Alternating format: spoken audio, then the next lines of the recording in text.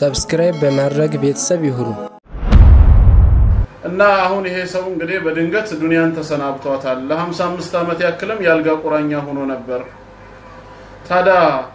ይሄንን የመሰለ መልካም ስራ የሰራ ሰው ይሄንን የመሰለ ጭንቅላት ያለው ሰው አሁን ዘላለም ጀሃነም ይገባል ብለህ ታስባላችሁ ወይ ስራው መልካም ስለሆነ ብቻ አይደለም የተሰራው ስራ ኸይር ስለሆነ ብቻ አይደለም ባለቤቱን ጀነት የሚያስገባው አንድን መጥፎ ስራ የሰራ ሰው فلا يجزى الا مثلها የዛኑ የመጥፎ ነገር አምሳያ እንጂ ሌላ አይመነዳም አላህ በይቅርታ ካላለፈው አላህ እንዲሁ በረህመቱ ይቅር ካላለው ልቅጣህ እንኳን ካለው ያንኑ የሰራውን መጥፎ ስራ ልክ እንጂ ሌላ አይመነዳው የነሱ ልክስናቸው ተጠቅላላ አላህ ዘንድ ተቀባይነት እንዲኖረው ምንም የከለከለ ነገር የለም ኢላ انهم كفروا بالله وبرسوله እነሱ በአላህና በመልእክተኛው የካዱ መሆናቸው እንጂ ሌላ አይደለም ተቀባይነት እንዲኖረው ያገደው شروط قبول العمل ስራ አላህ ዘንድ ተቀባይነት ይኖረው ዘንድ ለፍቶ መናል አለመሆን በስራው ላይ መሟላት ያለበት መስፈርት ምንድነው ይሄንን ርዕስ ለማስተዋወስ የፈለኩበት ምክንያት ርዕሱ ብቻውን ጠቃሚ ከመሆኑ ጋር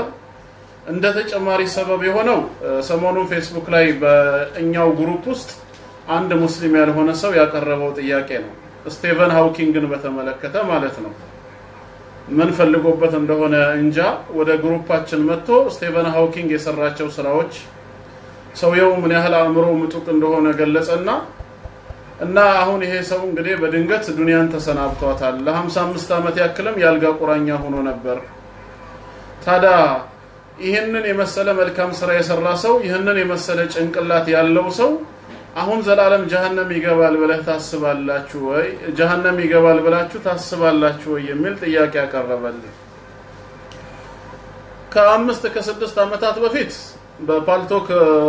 ግሩፓችን ላይ እንደዚሁ ተመሳሳይ ጥያቄ ቀርቦ ነበር ስለነ ማዘር ቴሬዛ እዚህ ዱንያ ላይ የሰሩትን መልካም ስራ ይጠቅሱና የኛ ሰዎችም አንዳንድ ግራ የተጋቡ አሉ ይሄን ሁሉ መልካም ስራ ሰርተው አላህ በጀሃነም እሳት ያሰቃያቸዋል ወይ ጀሃነም እሳት ይቀጣቸዋል ወይ ይሉናል አንዳንድ ጊዜ አጠያየቃቸው ስህተትን ያዘለ ነገር አለ ለከ ከአላህ በራይ ለባሪያው ያዘኑ ይመስል እንዲህ አይነት ጥያቄዎች በራሳቸው ስህተት ናቸው ሁለተኛ ደግሞ አላህ ማንን በጀነት ይመንዳ ማንን በጀሃነም ይቅጣ ይሄ የሱ ስራ እንጂ የኛ ስራ አይደለም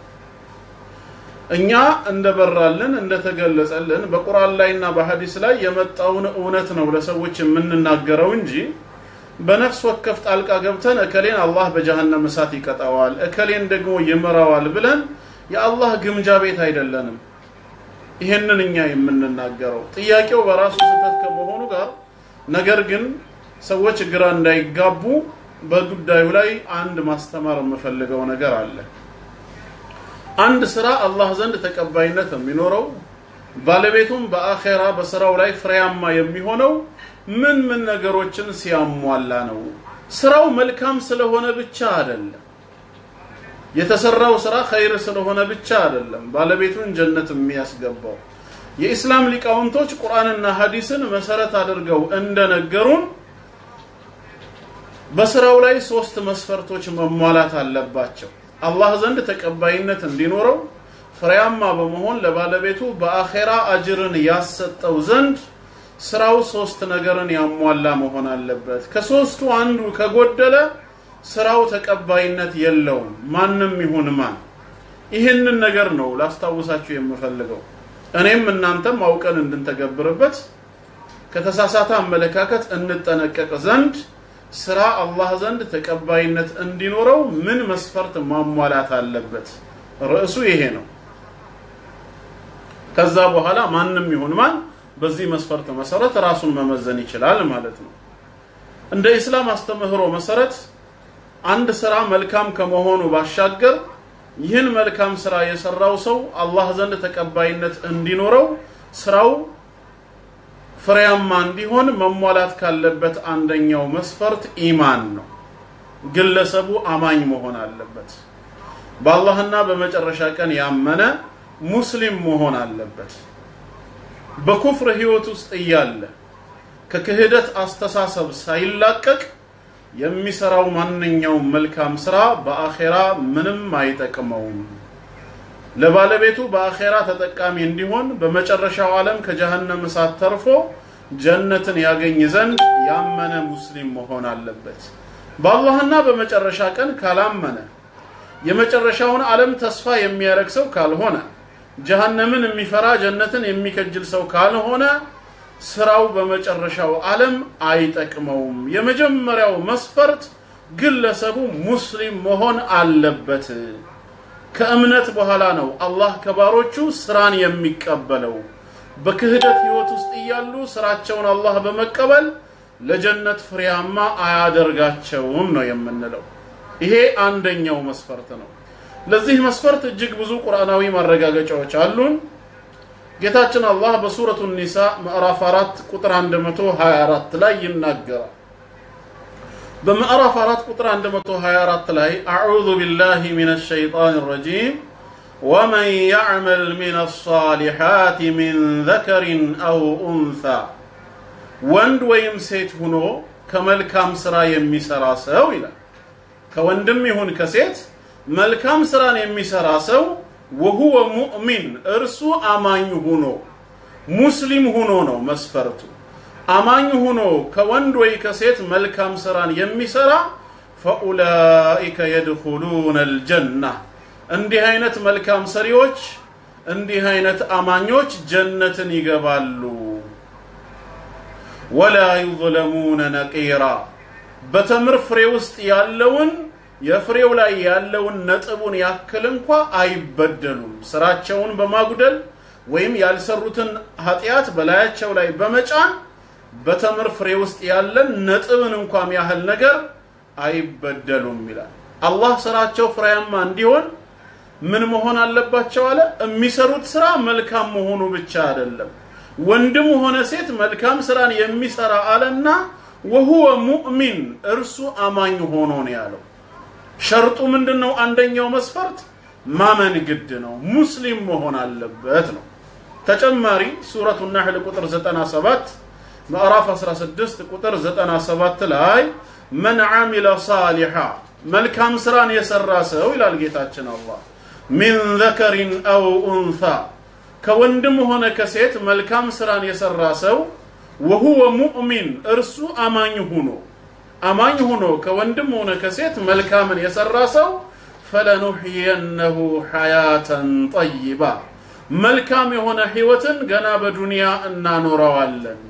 ولنجزينهم أجرهم بأحسن ما كانوا يعملون دنيا لا يسرود كنبروت سرا بلاج قدمو بأطفو أدركن من داتشوان انسطاچوالن بقيام كن انمنداچوالن ይላል እነዚህ መልካም ሰሪዎች ማን እስከሆኑ ድረስ ከወንድም ሆነ ከሴት አማኝ እስከሆኑ ድረስ ይላል ስለዚህ አንደኛው መስፈርት ስራ አላህ ዘንድ ተቀባይነት ይኖረው ዘንድ የሚሰራው ስራ መልካም መሆኑ ብቻ ሳይሆን ሰሪው አማኝ መሆን አለበት በአላህና በመጨረሻ ቀን ካመነ ስራው ተቀባይነትን ያገኛል ያላመነ ተቀባይነት የለውም ነው ሱረቱል ኢስራእ ቁጥር 19ም ይሄንን ሐሳብ ይደግምልናል በማዕራፍ 17 ሱረቱል ኢስራእ ቁጥር 19 ላይ ومن اراد الاخره የመጨረሻይቷን ዓለም አኺራን የሚከጅል ተስፋ የሚያደርግ ሰው وسعى لها سعيها ለርሷም መልፋትን የለፋ የሰራላት ሰው وهو مؤمن እርሱ አማኝ ሆኖ ማለት ነው የመጨረሻይቷን ዓለም ለማግኘት ተስፋ አድርጎ የሚለፋ ሰው فاولئك كان سعيهم مشكورا እንዲህ አይነት ለፊዎች እንዲህ አይነት ሰራተኞች ልፋታቸው ሩጫቸው ስራቸው የተመሰገነ ይሆናል በመልካም እንዳጌታችን አላህ እነሱን በመመንዳት ስራቸው የተመሰገነ ይሆናል ይላል አራተኛ ማስረጃችን ሱረቱ ጣሃ ቁጥር 112 ነን በማዕራፍ 20 ሱረቱ ጣሃ ቁጥር 112 ላይ ومن يعمل من الصالحات كملكام سراዎች የሚሰራ ሰው وهو مؤمن እርሱ አማኝ ሆኖ ከመልካም ስራዎች የሚሰራ ሰው فلا يخاف ظلما ያልሰራው በደል ላይ ይጫንብኛል በማለት በደልን አይፈራም ወላ ሀድማ ከሰራው መልካም ስራ ደግሞ አንዳችም ነገር አይጎደልበትም ጌታው አላህ እጥፍ ድርብ አድርጎ ምንዳውን ይሰጠዋል لانه مؤمن አማኝ ነውና አምስተኛ ማስረጃ ሱረቱል አንቢያ ቁጥር 94 በማዕራፍ 21 ሱረቱል አንቢያ ቁጥር 94 ላይ فمن يعمل من الصالحات وهو مؤمن እርሱ አማኝ ሆኖ ከመልካም ስራዎች አንድንም ቢሆን የሚሰራ ሰው فلا كفران لسعيه ስራው አይካድም ስራው አይጠፋበትም እንዲሁ ከንቱ አይሆንም وإنا له كاتبون እኛም ለርሱ እንጽፍለታለን ጸሐፊዎቹ ነን ይላል አላህ ስራውን ምን ያደርገው አያባክነውም አይክደውም ማለት ነው ስድስተኛ ሱረቱ ጋፊር ምዕራፍ 40 ቁጥር 40 እንመልከት በምዕራፍ 40 ሱረቱ ጋፊር ቁጥር 40 ላይ من عمل سيئة አንድን መጥፎ ስራ የሰራ ሰው فلا يجزى إلا مثلها የዛኑ የመጥፎ ነገር አምሳያ እንጂ ሌላ አይመነዳም አላህ በይቅርታ ካላለፈው አላህ እንዲሁ በረህመቱ ይቅር ካላለው ልቅጣህ እንኳን ካለው ያንኑ የሰራውን መጥፎ ስራ ልክ እንጂ ሌላ አይመነዳውም ነገር ግን ومن عمل صالحا መልካም ስራን የሚሰራ ከሆነ من ذكر أو أنثى ከወንድም ሆነ ከሴት መልካም ስራን የሚሰራ ሰው وهو مؤمن እርሱ አማኝ ሆኖ ሳለ መልካም ስራን ከሰራ فأولئك يدخلون الجنة እነዚህ አማኞች በሰሩት መልካም ስራ ሰበብ ጀነትን ይገባሉ يرزقون فيها بغير حساب ያለምንም ቁጥጥር ያለምንም ግምት በውስጧም ይመነዳሉ ከሲሳይዋ ይመነዳሉ ይበላሉ ይላል እነዚህ ስድስት የቁርአን አንቀጾች በተቀላላ ምንድነው የሚያሳዩን አንድ መልካም ስራ አላህ ዘንድ ተቀባይነት ይኖረው ዘንድ ስራው መልካም መሆኑ ብቻ ሳይሆን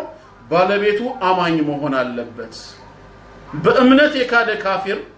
ታዲያ ምንድነው መልካም ስራ ቢሰራ ሙስሊም አይደለም አማኝ አይደለም በአላህና በመጨረሻው ቀን አያምንም በረሱል አለይሂ ሰላቱ ወሰለም ነብይነት አያምንም ግን ከላይ ሲታይ መልካም ስራን ይሰራል እንዲህ አይነቱ ሰው እስከተባለ ስራው በአኺራ አይጠቅመውም ከጀሃነም እሳት አያተርፈውም ነው ምንለው መልካም ስራ መስራቱን አይደለም ማየት ያለብን ምን ላይ ተመርኩዞ ነው የሰራው በእምነት መንገድ ላይ ሆኖ አይደለም ኩፍር ላይ ነው ያለው ካፊር የቱንም ያህል ኸይር ስራ ቢሰራ በአኺራ ከጀሃነም እሳት የሚያተርፈው ጀነት የሚያስመነዳው ጉዳይ አይደለም የመጀመሪያውና ዋናው ሸርጥ አልተሟላ መስፈርቱ ፕሪኮንዲሽን ነበረ አማኝ መሆን ነበረበት ሙስሊም መሆን ነበረበት ተጓደለ ማለት ነው ስለዚህ ስራው በአኺራ ተቀባይነት የለውም ለዚህ ማስረጃ አለ ልክ አማኞች ስራቸው ተቀባይነት እንዳላቸው ከሃዲያኖች ስራቸው ተቀባይነት እንደሌለው የሚናገሩ ብዙ ማስረጃዎች አሉን ከነዚህ መካከል ሱረቱል በቀራ ቁጥር 217 ስለ ሙርተዶች ጌታችን የተናገረው አላህ ከእምነት በኋላ ከህደት ውስጥ ከመዘፈቅ ይጠብቀን ማዕራፍ 2 ሱረቱል በቀራ ቁጥር 217 ላይ ጌታችን ምን ይላል ومن يرتد منكم عن دينه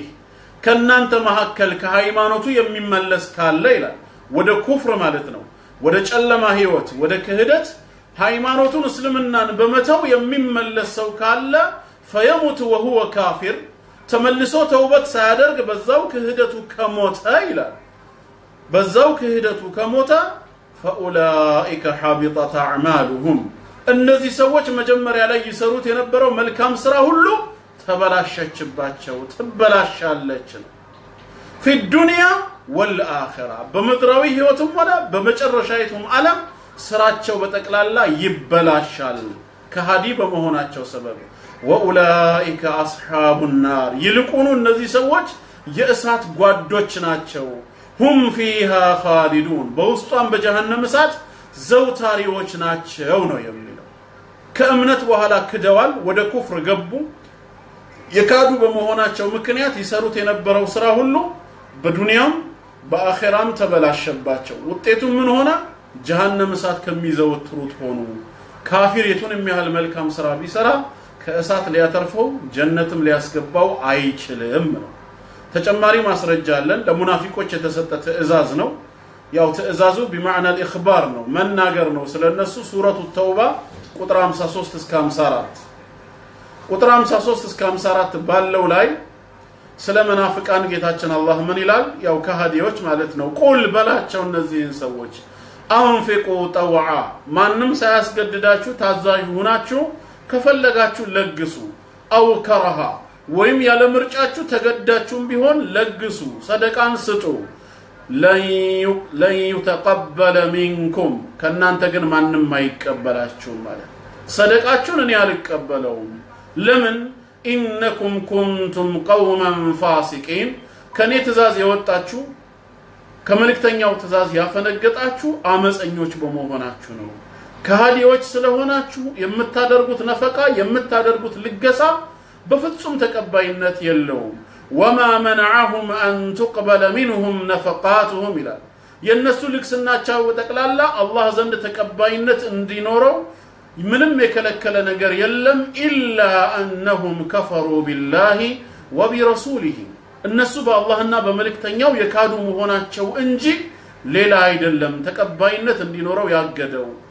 ተቀባይነት እንዳይኖረው ያደረገው በአላህና በመልእክተኛው በመካዳቸው ነው ولا يأتون الصلاة إلا وهم كسالى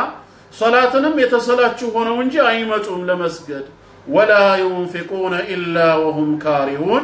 እነሱም የጠሉ ሆነው እንጂ የማይለግሱ በመሆናቸው ነው ይላል ስለዚህ በአላህና በመልእክተኛው የካዱ በመሆናቸው ሶላትንም የተሰላቹ ሆነው እንጂ የማይመጡ በመሆናቸው ነፈቃታችሁ ልክስናችሁ ታዛችሁም ሆነ መርጣችሁ ፈቅዳችሁም በግድም ሆነ በፍላጎት አድርጉት ተቀባይነት የለውም ነው የሚለው ኢማን ሸርጥ ነው ማለት ነው ብዙ ማስረጃዎች አሉ እዚህ ቦታ ላይ ሱረቱ ዙመር ቁጥር 65 ላይ ለረሱል አለይሂ ሰላቱ ወሰለም የተናገረው በማራፍ 39 ቁጥር 65 ላይ ወለቀድ ኡሂየ ኢለይክ በርግጥም ወዳንተ ወህይ መጥቷል መልእክት ተላልፏል ወኢለ الذين من قبلك ወደነዚያ ከናንተ በፊት ወካንተ በፊት ወደ ነበሩት ምን የሚል መልእክት ለነቢያቱ እንኳን ለኢን አሽራክት በጌታህ አምልኮ ላይ አንዳች ነገር ብታጋራ ለይህበጠን عملك ስትሰራው የነበረው መልካም ስራህ በተቀላላ ይበላሽና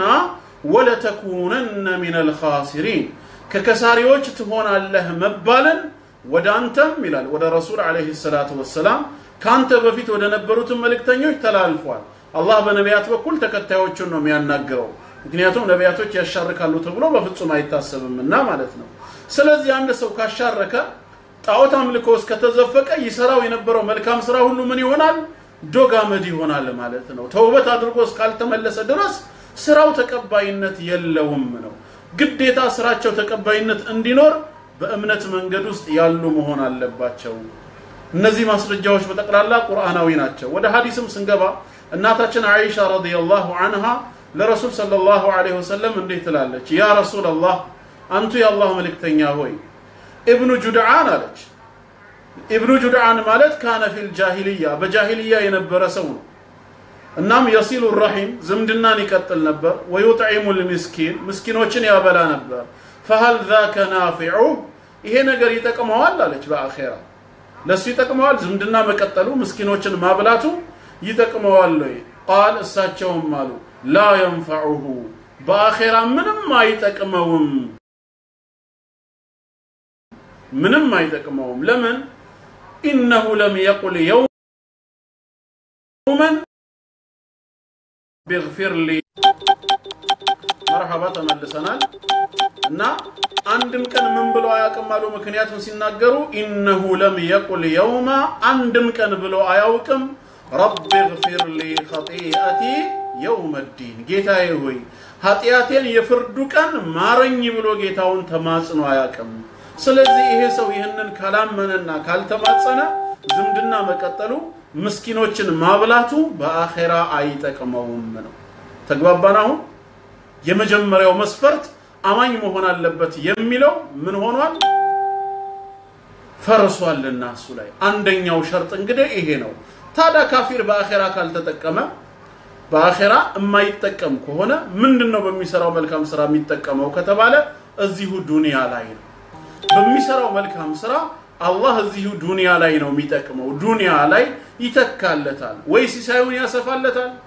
ወይ ደግሞ ከብዙ በላ ይጠብቀዋል ወይ በሰውነቱ ጤናማ ያደርገዋል ከበሽታና ከመሳሰሉት ነገር በሰራው መልካም ስራ ልክ አላህ ይከላከለለታል እንጂ በአኺራ ከጀሃነም እሳት ተርፎ ጀነት አያስገባውም ተግባባናው ይህንን በተመለከተ አነስ ኢብኑ ማሊክ ረዲየላሁ ዐንሁ ከረሱላችን አለይሂ ሰላቱ ወሰላም የሚያስተላልፍልን ነገር አለ ምንድነው እሱም ነብያችን ሰለላሁ ዐለይሂ ወሰለም ምን ይላሉ ኢነል ካፊረ ኢዛ አሚለ ሐሰነተን ረሱል አለይሂ ሰላቱ ወሰላም አንድ ካፊር ወይም አንድ ካሃዲ የሆነ ሰው መልካም ስራን በሰራ ጊዜ ኡጥዒመ ቢሃ ጡዕመተን ሚነ ዱንያ ከዱንያ ሲሳይ ከዱንያ ምግብ አላህ ይተካለታል ይረዝቀዋል እዚሁ ዱንያ ነው የካፊሩ እንግዲህ ወአመል ሙእሚኑ አማኝ የሆነ ሰው ግን መልካም ስራ ሲሰራ فإن الله يدخر له حسناته في الآخرة الله መልካም ስራውን ሐሰናቱን በአኺራ እጥፍ ድርብ አድርጎ ያከማችለታል እጥፍ ድርብ አድርጎ ያነባብርለታል በአኺራ እንደገና ደግሞ ويعقبه رزقا في الدنيا በዱንያ ደግሞ ሲሳይን ይተካለታል على طاعته አላህን የታዘዘውን ያህል በዱንያም ሲሳይን ይተካለታል እንደገና በአኺራ እጥፍ ድርብ አድርጎ አጅርን ይሰጣዋል لانه امن بالله واليوم الاخر በአላህና በመጨረሻ ቀን አምኗል ጀነትን ተስፋ አድርጎ ነው የሚሰራው ከጀሃነም እሳት ለመራቅ ፈርቶ ነው የሚንቀሳቀሰው በአኺራ እጥፍ ድርብ ሆኖ ምን ይሆናል አጅር ያገኛል በአንድ ድንጋይ ሁለት ወፍ መምታት ይቻላል ማለት ነው ስለዚህ ካፊሮች በሚሰሩት መልካም ስራ በአኺራ ከጀሃነም እሳት የሚተርፉበት ጀነት የሚገቡበት ምንም ምክንያት የለውም ነው ይሄ አንደኛው ነው እንግዲህ አንደኛው መስፈርት ግልጽ ሆኖላችኋል ወንድም እህቶች በዚህ መስፈርት ተስማምተናል ወደ ሁለተኛው እንሂድ ሌላው ሁለተኛው አሁንም ስራ አላህ ዘንድ ተቀባይነት እንዲኖረው እኛ ያመንን ከመሆናችን በተጨማሪ ሙስሊም ከመሆናችን በተጨማሪ ማሟላት ያለብን ሁለተኛውና አሳሳቢው መስፈርት አለ ምንድነው እሱም ኢኽላስ የሚባለው ነገር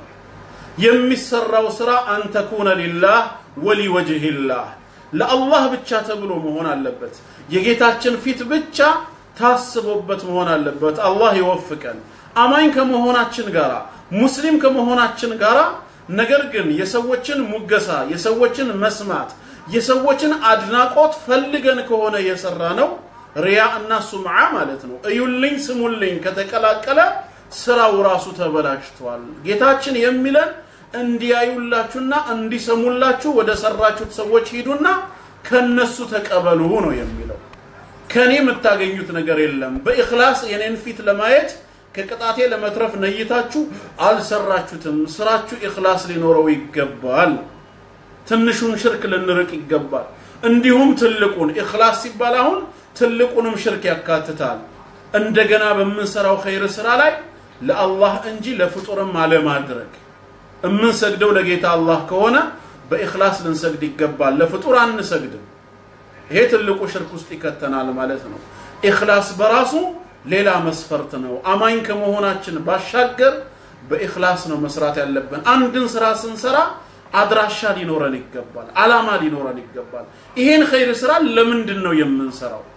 ነፍስያችንን መጠየቅ አለብን ሳንቲም አዋጡ ወንድማችን ታሟል ማሳከሚያ እንዲሆነው እንድረስለት ሲባል ነፍስያችንን መጠየቅ አለብን ለምን ብዬ ነው ሳንቲሙን ማወጣው ለጌታዬ ለአላህ ብዬ ይሄን ስራ ጌታዬ ይወደዋል ከኔ ከተቀበለኝ ደግሞ በአኺራ የሱን ፊት ከሚያዩት ባሮቹ ሆናለሁ ከጀሃነም እሳት ተርፋለሁ ተብሎ ከተነየተ ኢኽላሱ ተገኝቷል ማለት ነው አይ ይሄን ስራ የምሰራው እከሌ ቸርነው እንድባል ነው ለጋስ ነው አይሰስትም ይሰጣል ለሰዎች ያዝናል እንድባል ከሆነ አላህ ዘንድ አጅርን አላገኝም እዛው ሰዎቹ ዘንድ ነው አጅር ያለው እዛው ሙገሳውም እዛው ዝናውም በሰው ዘንድ ነው የሚሆነልን ለዚህ ነው አሁን ብዙ ሰዎች እንትና መልካም ስራ ሰርተው እንዴት ነው ነገ በአኺራ ጀሃነም የሚገቡት ይላሉ ሰዎች እኮ መልካም ስራን ሲሰሩ ሶስት አይነት አላማ ሊኖራቸው ይችላል የመጀመሪያዎቹ ሂዩማኒቲ የሚሰማቸው አሉ ሰብአዊነት ሰው ሲቸገር አይተው ማለፍ የማይፈልጉ አሉ ስለዚህ በተፈጥሯቸው ሩህሩህና አዛኝናቸው ሰብአዊነት ይሰማቸዋል ለሰብአዊነት ብለው ሄደው የሚረዱ አሉ ሁለተኛዎቹ ደግሞ ስምና ዝና የሚፈልጉ አሉ እከላይ ሰስትም ይሰጣል እንዲባሉ ጀግና እንዲሆኑ ስማቸው በየአካባቢው እንዲጠራ የሚፈልጉ አሉ ግን ሁለቱም መልካም ስራ ነው እየሰሩ ያሉት ሶስተኛዎቹ መልካም ስራን ሲሰሩ ደግሞ አላህን ብቻ የሚፈልጉ አሉ ስምና ዝናን ፈልገው አይደለም ወይንም ደግሞ ሰብአዊነትም ስለተሰማቸው ብቻ አይደለም ለጌታቸው ብለው ይሄን ነገር ባደርግ ጌታዬ ይወደዋል ከኔ ከተቀበለኝ ደግሞ ኃጢያቴን ይቅር ይለኛል ነገም በረህመቱ ጀነት ይሰጠኛል የሱን ፊትም ከሚያዩት መልካም ባሮቹ እሆናለሁ ብሎ ሊሰራ ይችላል ሶስቱም ሰዎች የሰሩት ስራው መልካም ነው አላህ ዘንድ ግን ተቀባይነት ያለው ማን ነው ሲባል ኢኽላስ ያለው ብቻ ነው ተቀባይነት ያለው ስለዚህም አማኝ ከመሆናችን ባሻገር እንደዚሁ ስራችን በኢኽላስ የተሞላ መሆን አለበት ኢኽላስ ከሌለው ስራችን ላይ ይሁንልኝ ስሙልኝ ከተቀላቀለበት ስራው ተበላሽቷል ነው አላህ ይጠብቀን በሱ ከማጋራት ትንሹንም ትልቁንም ይህን በተመለከተ ማስረጃዎችን እንመልከት ሱረቱል በይና ቁጥር 5 ላይ አላህ ምን ይላል እኛ የታዘዝነው ምን እንደሆነ ሲገልጽ በሱረቱል በይና ቁጥር 5 ላይ ወማ ኡሚሩ እነዚህ ሰዎች አልታዘዙም ይላል እኛ እኔ አንተና አንቺ አልታዘዝንም ኢላ ሊያዕቡዱላህ አላህን ሊያመልኩ ሊገዙ እንጂ ሲገዙትም ሙኽሊሲን በኢኽላስ እሱን ብቻ አጥርተው ሊያመልኩት ነው ለሁዲን ሃይማኖትን ህግና ስርዓትን ለአላህ ብቻ አድርገው በኢኽላስ ሊያመልኩት ነው ሁነፋ ወደ እውነትም ተዘንባዮች ሆነው ወይቂሙ الصلاه ሰላትም ደንብና ስርዓቱን ጠብቀው ሊሰግዱ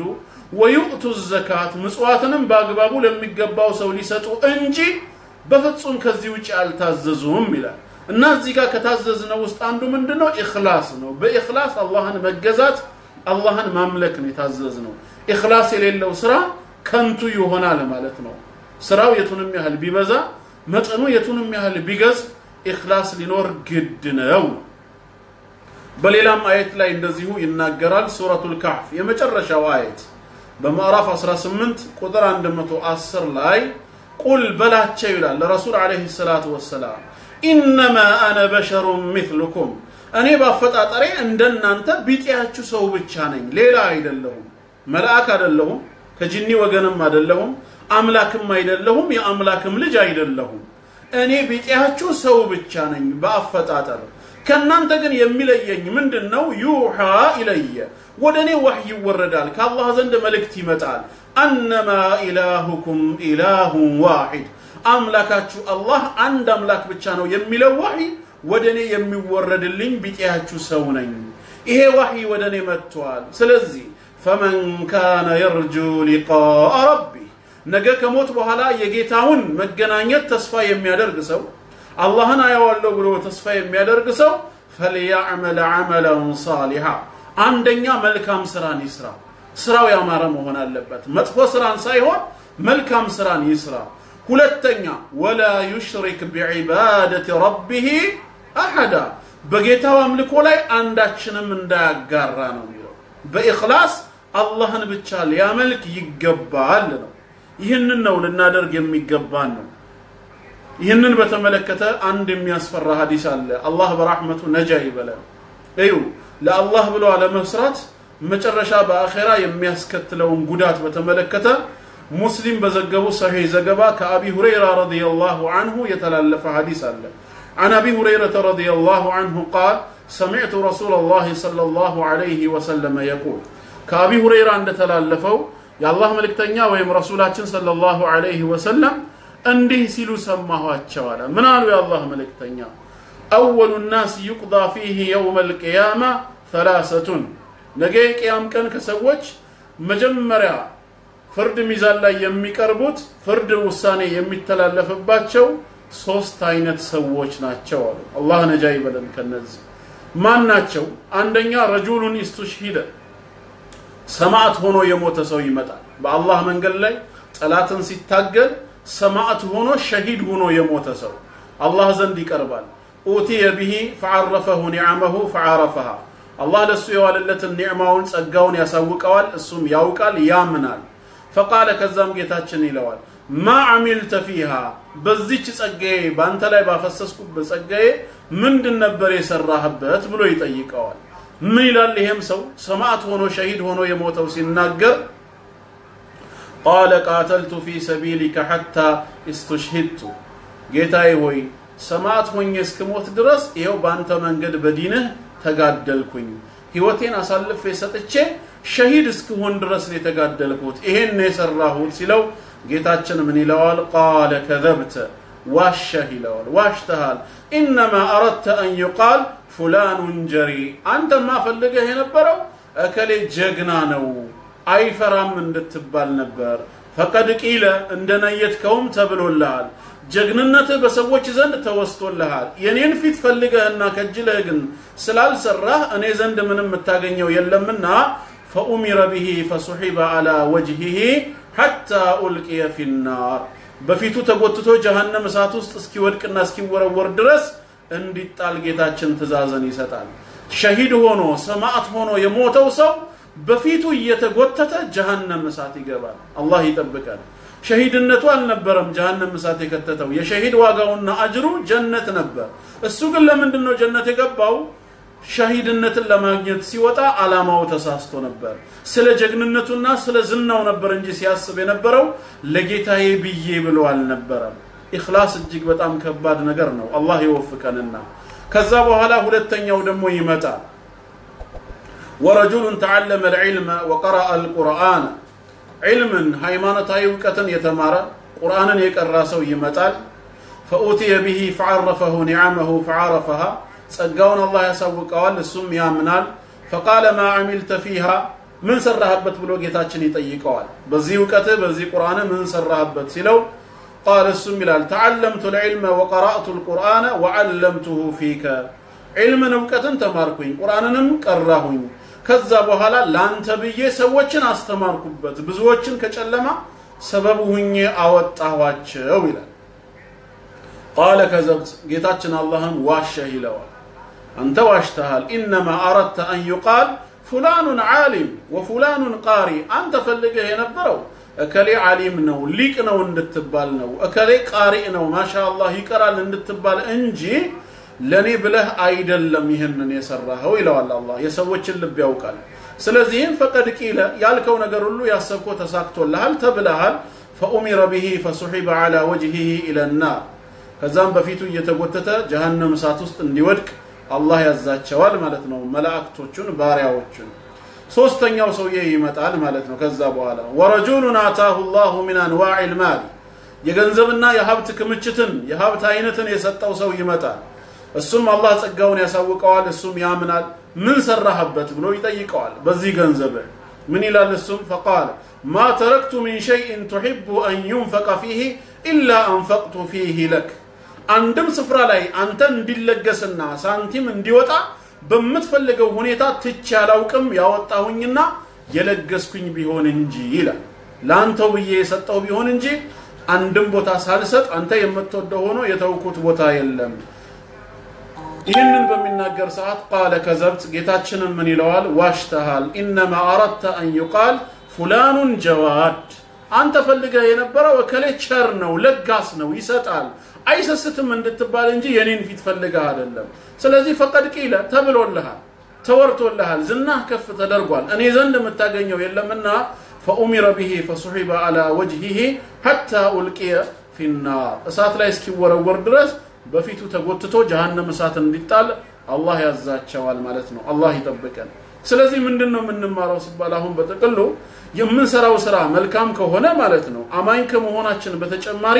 ለአላህ ብለን መስራት አለብን ለማን ብለን ነው የምንሰራው የሚለው ወሳኝነት አለው ስለዚህ ቅድም የተጠቀሱት ካፊሮችም ይሁኑ ሌላዎች ስራቸው መልካም ስለሆነ ብቻ አይተን እነዚህ ሰዎች ጀነት ይገባሉ ብለን አንሳሳት አንደኛ አማኝ መሆን አለባቸው ሙስሊም መሆን መስፈርት ነው ሁለተኛ የተሰራው ስራ ደግሞ ለማን ተብሎ መሆን አለበት ለአላህ ተብሎ መሆን አለበት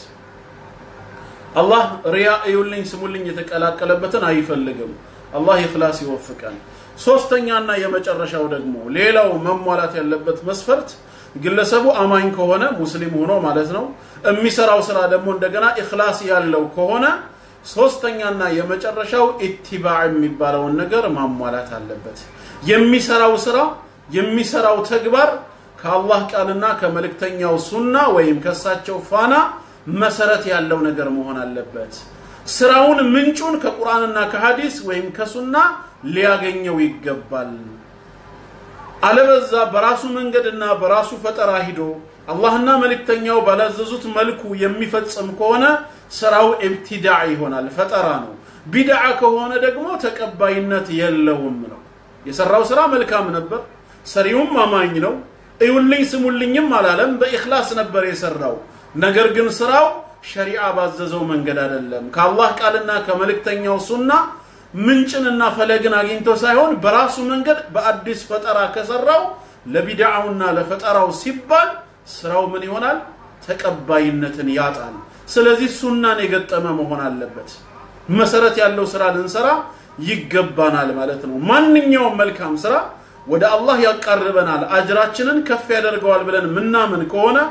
ለስራው መሰረቱ ከቁርአን ወይ ከሱና ምንጭ ልናገኝለት ይገባል እኛን ወደ አላህ የሚያቀርበን መልካም ስራ ሆኖ በቁርአን ወይ በሐዲስ ሳይጠቀስ ያለፈ ምንም ነገር የለም አላህና መልእክተኛው አብራርተውልናል ወደ ጀነት የሚያደርሰን ማንኛውንም መልካም ስራ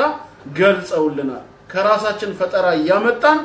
ፈጠራ ወይም ቢድዓ ልንሰራ አይገባም ረሱላችን ሰለላሁ ዐለይሂ ወሰለም ቡኻሪና ሙስሊም በዘገቡት ሐዲስ ከእናታችን አይሻ ረዲየላሁ ዐንሃ እንደተላለፈው ምን ብለው አስተምረውናል من عمل عملا ስራን የሰራ ሰው አሉ ማንኛውንም ወደ አላህ ይቀርብበታል ብሎ ተስፋ የሚያደርገውን አንድን መልካም ስራ የሚሰራ ሰው ነገር ግን ليس عليه امرنا በዚህ ስራ ላይ የኛ ትእዛዝ ከሌለበት አሉ فهو رد በባለቤቱ ላይ ተመላሽ ነው አሉ ባለቤቱ ለፍቶ መና ነው የሚሆነው ምንም የሚያገኘው ነገር የለም እንደታዘዝ ነው ከራሳችን ልንጨምር አይገባም ለምሳሌ ዒድ አልአድሃ ወይም የዓረፋ በዓል ከፊታችን አለ ነው እና ኡድሂያ ማረድ እንፈልጋለን ታዲያ ኡድሂያ ማረድ እንፈልጋለናልና የኡድሂያ እርድ ምን መሆን እንዳለበት ታውቃላችሁ ወይ ከከብት ነው ወይንም ደግሞ በግና ፍየል ነው አይደለ ይህንን መሆኑን ያወቃችሁ እኔ ማረድ የፈለኩት ግን ፈረስ ነው ብላችሁ ፈረስ ብታርዱስ ሰደቃ አውጥታችሁ የፈረስ ስጋ ብታበሉስ ኡድሂያ ይሆንላችኋል እንዴ ዶሮ ብታርዱና ዶሮ ብታበሉስ ኡድሂያ ይሆናል አይሆንም ማን አዘዛችሁ አይነቱ ተነግሮናል የቤት እንስሳ ነው ወይ ከብት ነው ወይም በግና ፍየል ነው ተብለን ታዘናል ከታዘዝነው ውጪ በአይነቱን ቀይርና ፈረስ አርደን ስላበላን ወይንም ደግሞ ዶሮ ስላበላን ኡድሂያ ይሆናል ማለት አይደለም ኡድሂያን ስንፈጽም በአይነቱም ተነግሮናልና የራሳችንን ፈጠራ ቢድዓ ምናመጣበት የለም በመጠን ደግሞ አንዳንድ ጊዜ በመጠን የታዘዝናቸው ዒባዳዎች አሉ በቀን 5 ጊዜ ነው የምንሰግደው እያንዳንዱ ሰላት ረካዓው ተገልጾልናል እኔ ለአላህ እስከሰገድኩ ድረስ ምን ችግር አለው እንልና የዙሁር ሰላትን ከ4 ረካዓ ወደ 6 ረካዓ ከፍ አድርገን ብንሰግደው እንደውም ተጨማሪ 2 ረካዓ አድርጋችኋልና አጅራችሁ ከፍ ይላል አይደለም እንባለው ስራችን ራሱ ከንቱ ይሆናል ማን አዘዘ 6 ረካዓ እንድትሰግድ 4 ረካዓ ፈርዱን ስገድ ተብለሃል ስገድ ከዛ በኋላ ስላለው ሱና ደግሞ መጨመር ካለብህ አሁንም ስለ ሱናው ተነግሯል ሙስተሐብ የሆኑ ሰላቶችን ወይም ነፍሎችን ትጨምራለህ እኛ የምንፈጽመው መጠኑ በተነገረ ልክ ነው አንዳንዶቹ ደግሞ ባፈጻጸማቸው ሱና ላይ መገደብ ያለብን ነገር አለ አፈጻጸሙ ከሰላት መክፈቻዎች አንዱ ሸርጥ የሆነው ውዱእን እንመልከት ውዱእ አድርጉ ተብለናል እንዴት ነው የምናረጋው የውዱእ አፈጻጸሙ ሲባል ሱናው ላይ በተቀመጠው መሰረት ነው ዋናው ነገር የውዱእ ክፍላት አካሎች ውሃ ሊደርሳቸው ይገባል ብዬ እኔ በራሴ ፈጠራ ተነስቼ መሰረት ከሌለው ከእግሬ ጀምሬ ወደ ኋላ ውዱእ ባደርግስ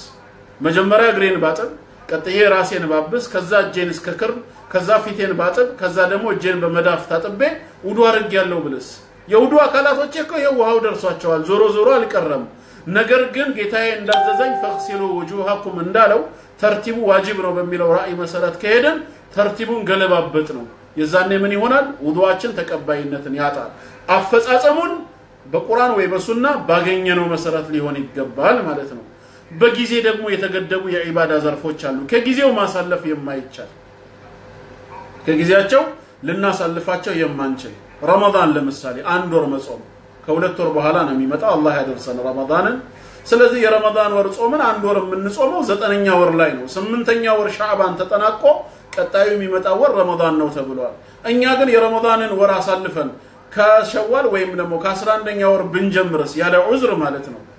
አንድ ወር ሙሉ አይደለም ሁለት ወር ሙሉ ብንጾም ጾማችን ተቀባይነት የለውም ረመዳን በጊዜ ተገድቧል 9ኛውን ወር ነው የምንጾመው 10ኛውን ወይ 11ኛውን ወር አይደለም የምንጾመው ስለዚህ በጥቅሉ ምንድነው አፈጻጸማችን ሁላ የረሱል ሰለላሁ ዐለይሂ ወሰለም ሱና የተከተለ መሆን አለበት ሱና ማለት ማኡቲር عن النبي صلى الله عليه وسلم من قول او فعل او تقرير ረሱል ሰለላሁ ዐለይሂ ወሰለም በንግግር የተናገሩት ከሳቸው የተገኘ ወይ በተግባር የፈጸሙት ሲሰሩት የነበረው ነገር ወይንም ደግሞ ከሰሃቦቻቸው አንዱ ሲሰራ አይተው በዝምታ ያለፉት ያጸደቁት ነገር ከሆነ ሱና ነው ማለት ነው ከዛ ውጪ ከሆነ ሱና አይባልም አስል የለውማ እና እያንዳንዱ የምንሰራው ስራ ቢድዓ ውስጥ እንዳይገባ መጠንቀቅ አለብን ለዚህ ደግሞ ፍትሁን መዳኒቱ ያላወቅን ጊዜ ዓሊሞቻችንን መጠየቅ አለብን ያ እስኪሆን ደግሞ እኛም ልንማር ይገባናል በጥቅሉ እነዚህ ሶስት ነገሮች ግለሰቡ አማኝ ከሆነ ለአላህ ብሎ በእኽላስ የሚሰራ ከሆነ የሚሰራው ስራ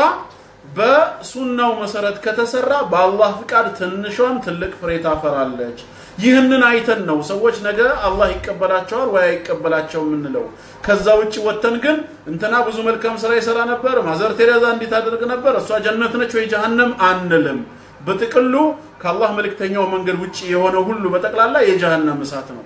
በእስላም ላይ ጸንተው የሞተ ሁሉ የጀነት ነው እነዚህ ሰዎች አኺር ሀያታቸው ላይ ምን እንዳሉ አናውቅም ሻሃዳ ይወፈቁ አይወፈቁ እኛም የቤት ስራ አልተሰጠንም ጌታችን የሰጠን የቤት ስራ ቁ አንፉሰኩም ወአህሊኩም ናራ ነው መጀመሪያ ነፍሶቻችሁን ቀጥላችሁ ቤተሰቦቻችሁን ከእሳት አድኑ ነው ወደ አላህ መንገድ በመመለስ ለኃጢያታችን ኢስቲግፋር በማብዛት ተውበት በመግባት መልካም ስራን በማብዛት በእኽላስ ሰርተን አላህ እንዲቀበለን ዱዓ ያደረገን በእነዚህ ሶስት መስፈርት መሰረት ስራችን አላህ ሊቀበለን ይችላል الله سراتنا نقبلا جعلني الله وإياكم من الذين يستمعون القول فيتبعون أحسنه والسلام عليكم ورحمة الله وبركاته